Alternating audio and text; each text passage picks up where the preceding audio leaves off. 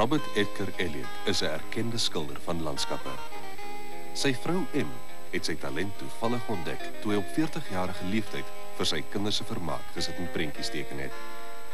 Sedertdien het hy verskeie groot projekte op aanvraag voltooi.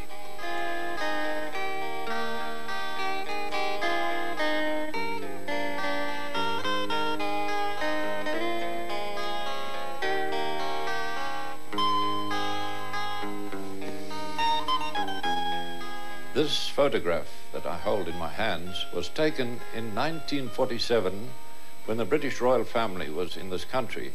They evidently spent a few days at the Royal Natal National Park and they planted quite a lot of trees. I think there were 5 altogether, yellowwoods and something else planted by General Smuts. Now my wife and I were there in 1984 in December for a weekend. And I didn't know much about the trees until I saw them, and they are now very high, about 40 to 50 foot high. And there's a plaque on the bottom of each tree to say who planted it. And the one that attracted me, of course, is the one that was planted by the present Queen. She was then Princess Elizabeth. Well, when I got back and I produced this painting from the many photographs I took, I phoned the British Embassy, and they were very interested and very thrilled with the whole idea and told me to bring the painting up, which I did, and I met Mr. Tonkin, one of the ministers. He took me to lunch, and we had a very nice luncheon together. And today, the painting hangs in the British Embassy in Pretoria, in the Chancellery. Een van Edgar Elliot se opdragprojekte was die kragdrade by Waterval onder. Hy het my 3 plekke gewys waar ek kan uitsort wat ek wil skilder. En die een wat ek gevat het is hierheen.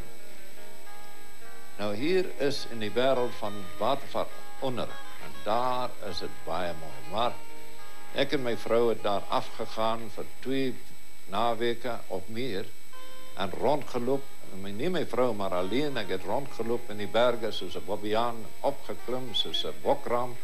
Ek het in die kragtoren naderhand opgeklim om 'n beter uitsig te kry. En daar die by het my aangepak en ek het baie vinniger afgekom as ek opgeklim het. In elk geval, die grootste ding was dat ek voel my hande was bietjie vasgemaak. Ek kan nie werk soos my talent my wil laat werk, want ek werk op 'n ander man se plan en vir my dis nie so goed nie.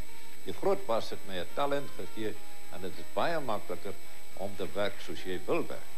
Maar hierdie werk, die grootste job was om een van die grootste jobs was om daardie kabels te trek soos hulle is, soos hulle hang, soos tussen die berge. Maar ek het hierdie klein troffeltjie gemaak, soos 'n boer. Ek maak 'n plan en dit is wat uitgekom het. Ek dink die result is nie te sleg. Ja, nou onthou ek het ook 'n ander groot kontrak in die jaar 82 gedoen. Dit was vir een van die groot banke.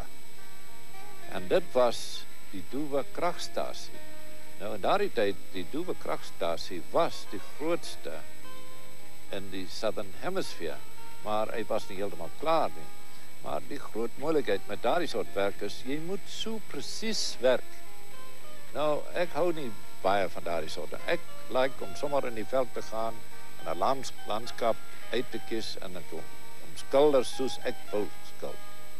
'n Geslaagde projek, maar landskappe bly steeds Edgar Elliot se voorliefde.